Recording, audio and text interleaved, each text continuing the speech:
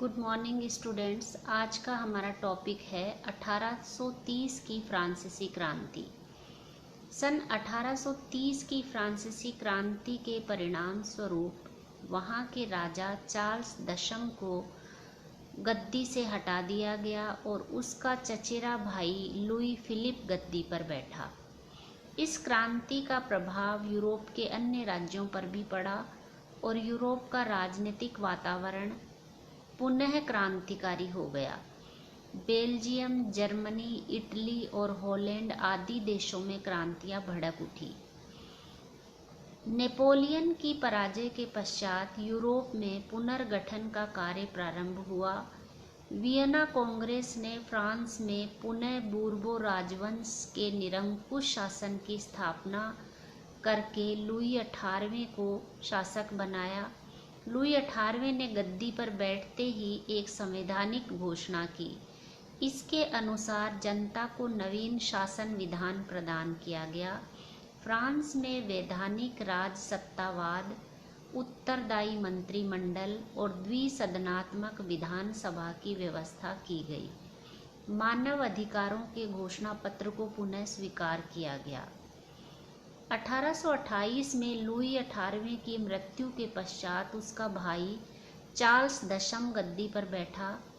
Charles दशम क्रांति का घोर शत्रु था और राजा के दैवीय अधिकार के सिद्धांत में विश्वास करता था। वह कहा करता था कि इंग्लैंड के राजा की तरह शासन करने की अपेक्षा मैं लकड़ी चीरना अधिक पसंद करूंगा। वह पुरातन व्यवस्था को फिर से प्रतिष्ठित करना चाहता था। वह चर्च की महानता का प्रबल समर्थक था। जनता इस नए राजा से जितनी घृणा करती थी, कुलीन लोग उतना ही उसका आदर करते थे।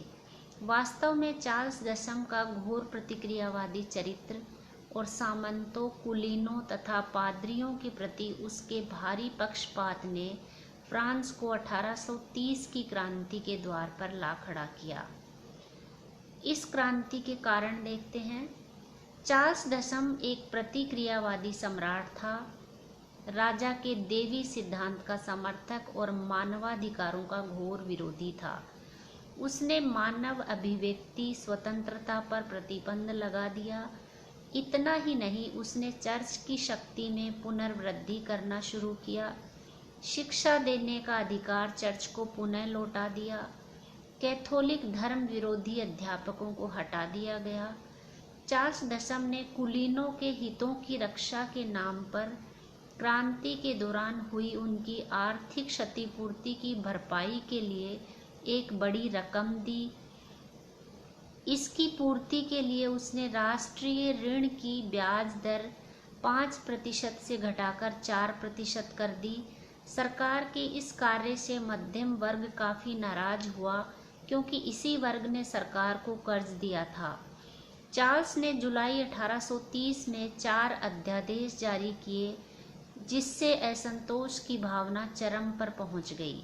ये 4 अध्यादेश थे। इसमें पहला है, प्रतिनिधि सभा को भंग कर दिया गया। दूसरा है, प्रेस की स्वतंत्रता पर प्रतिबंध लगा दिया गया। तीसरा है, मताधिकार सीमित कर दिया गया। चौथा है, सभा की कार्यावधि घटा दी गई। इस अध्यादेश ने चारों ओर विरोध पैदा किया। विद्यार्थी, अवकाश प्राप्त सैनिक, मजदूर सब क्रांति के मार्ग पर बढ़ गए। इस क्रांति का नेतृत्व वयोवृद्ध नेता लफायत ने किया। विरोध के फलस्वरूप चार्ल्स दशम को सिंहासन छोड़ना पड़ा। अपने 10 वर्षीय पोते काउंट ऑफ चैम्बोल्ड के पक्ष में सिंहासन त्याग कर वह इंग्लैंड भाग गया। इस प्रकार क्रांति सफल हुई और चार्ल्स का शासन समाप्त हुआ। फ्रांस की जनता ने चार्ल्स दशम के इस उत्तराधिकारी को राजा स्वीकार नहीं किया, बल्कि ड्यूक ऑफ ऑर्लियंस के लुई फिलिप को राजा बनाया गया। अब हम देखते हैं इस क्रांति का महत्व और परिणाम। इस क्रांति के फलस्वरूप फ्रांस में सत्ता परिवर्तन हुआ। फ्रांस में बूर्बो वंश के स्थान पर आर्लियंस वंश की स्थापना हुई। लुई फिलिप फ्रांस का शासक नहीं वरन फ्रांसीसी जनता का शासक था। इस तरह फ्रांस में देवीय सिद्धांत पर आधारित राजतंत्र नहीं वरन जनता द्वारा स्वीकृत संविधान पर राजतंत्र कायम हुआ। मध्यम वर्ग की विजय हुई। जुलाई क्रांति मध्यम वर्ग की विजय थी, जिसने संवैधानिक घोषणा पत्र के दोषों को दूर किया और कुलीन तथा धर्म गुरुओं का शासन समाप्त किया। इसी वर्ग ने 1789 की महान क्रांति का संचालन किया था और इसी वर्ग ने 1794 में मजदूरों के बढ़ते हुए प्रभाव से क्रांति की रक्षा की थी।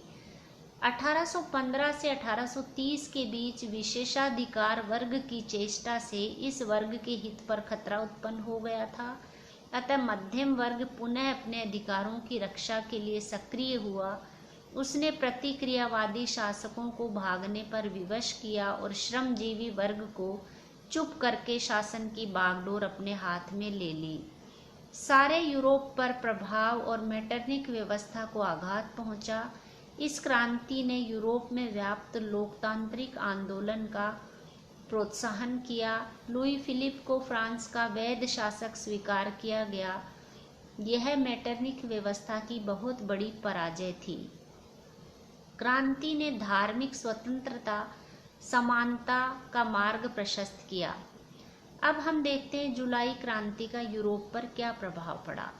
फ्रांस की जुलाई क्रांति का प्रभाव यूरोप के अन्य राज्यों पर भी पड़ा और यूरोप का राजनीतिक वातावरण पुनः क्रांतिकारी हो गया। बेल्जियम, जर्मनी, इटली और पोलैंड आदि देशों में क्रांतियां भड़क उठी। बेल्जियम की क्रांति है।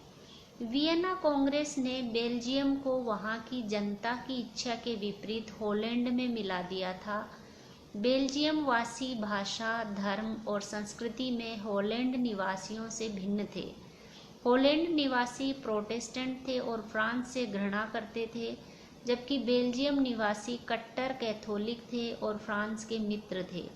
हॉलैंड के राजा ने बेल्जियम निवासियों की व्यक्तिगत स्वतंत्रता तथा प्रेस, भाषण और लेखों पर प्रतिबंध लगा दिया। हॉलैंड की इस नीति से बेल्जियम की जनता का असंतोष तीव्र हो गया। वे किसी प्रकार स्वयं को मुक्त करने का प्रयत्न करने लगे। बेल्जियम में आंदोलन जोरों पर चल रहा था, तभी फ्रांस की 1830 की जुलाई क्रांति की खबरें वहां पहुंची।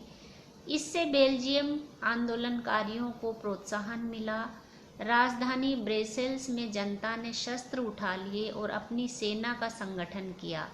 इससे भयभीत होकर डच सेना भाग गई। इस घटना से संपूर्ण यूरोप आश्चर्यचकित हुआ। 1831 में लंदन में एक अंतर्राष्ट्रीय समझौते द्वारा बेल्जियम को एक स्वतंत्र राज्य के रूप में मान्यता प्रदान कर दी गई। पोलैंड में क्रांति।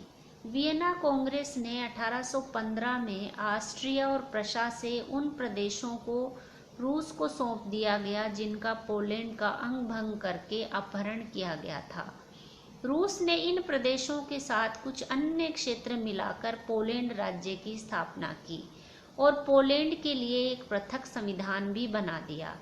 इससे पोलैंड राज्य की स्थापना और पृथक संविधान से देशभक्त संतुष्ट नहीं थे और रूसी प्रभुत्व को उखाड़ फेंकने की ताक में थे। जब पोलैंड के देशभक्तों को फ्रांस की जुलाई क्रांति की सफलता का समाचार मिला तो उनमें उत्साह की लहर दौड़ गई। पोलैंड के लोगों ने अपनी राजधानी वारसा में एक अस्थायी सरकार बना ली। इटली में क्रांति। वियना कांग्रेस ने इटली को अनेक राज्यों में विभाजित कर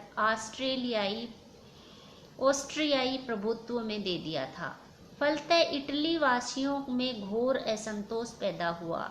इटली वासियों ने अनेक गुप्त समितियां कायम की और ऑस्ट्रियाई प्रभुत्व से मुक्ति का प्रयत्न करने लगे। इस दिशा में कार्बोनरी संस्था उल्लेखनीय है। फ्रांस की जुलाई क्रांति से प्रभावित होकर इटली के राज्यों में जनता ने विद्रोह कर दिया। परमा, मेडोना आदि राज्यों में विद्रोह का प्रसार हुआ। विद्रोह इतना तीव्र हो गया कि मेडोना के शासक को राज्य छोड़कर भागना पड़ा। ऑस्ट्रिया को इटली के इन विद्रोहों में आने के लिए स्पष्ट रूप से खतरा दिखाई दिया, अतः उसने सेना भेजकर क्रांति को दबा दिया। पुराने शासक पुनः राजा बन गए। यद्यपि इटली की क्रांति असफल रही, किंतु इटली वासी ऑस्ट्रिया से अब भी अधिक घृणा करने लगे। जर्मनी में क्रांति। वियना कांग्रेस ने जर्मन राष्ट्रवाद स्वतंत्रता को समाप्त कर जर्मनी को कई राज्यों में बांट दिया था, जिस पर निरंकुश शासक शासन कर रहे थे। जुलाई 1830 की क्रांति की खबर से जर्मनी के अनेक राज्यों की जनता ने आंदोलन शुरू कर दिया। हेनोवर, सैक्सनी आदि राज्यों के शासकों ने जनता के समक्ष झुककर नया संविधान लागू किया। ऑस्ट्रिया का चांसलर मेटरनिख ने दमन चक्र चलाया और एक बार फिर जर्मनी में प्रतिक्रियावादी शक्तियों का प्रभुत्व स्थापित हुआ। स्पेन पर प्रभाव। स्पेन के शासक फर्डिनेंड की प्रतिक्रियावादी शासन से जनता असंतुष्ट थी। 1830 की क्रांति से उत्साहित होकर स्पेन वासियों ने राजा के समक्ष कुछ मांगे रखी, जिसे राजा ने अस्वीकार कर दिया। 1834 में स्पेन की पार्लियामेंट में उदार विचारों वालों को बहुमत मिला। इन लोगों ने फर्डिनेंड को सुधार लागू करने को मजबूर किया। फलतः राजा ने उनकी बातें मान ली और इस तरह स्पेन में वैध राजसत्ता स्थापित हुई। इंग्लैंड पर प्रभाव। फ्रांस की जुलाई क्रांति के प्रभाव से इंग्लैंड भी अछूता नहीं रहा।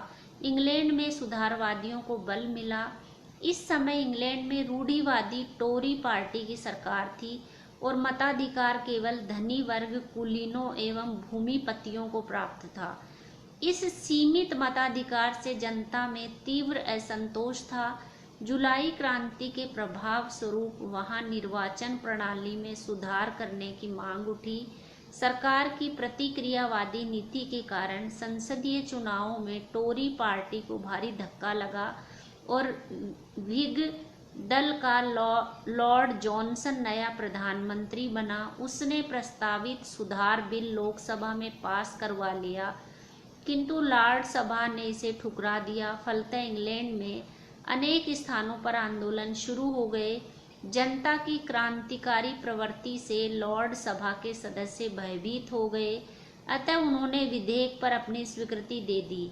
फलस्वरूप 1832 का सुधार अधिनियम पारित किया गया, जिसमें इंग्लैंड में मताधिकार का विस्तार हुआ।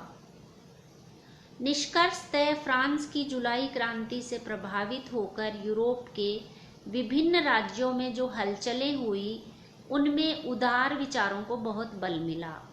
उदार विचारों के प्रबल हो जाने से मेटरनिख का प्रभाव बहुत कम हो गया। यह स्पष्ट हो गया कि राजा के देवी सिद्धांत खोखले हैं। क्रांति का एक प्रभाव यह हुआ कि धर्माधिकारियों की प्रभुता कम हो गई।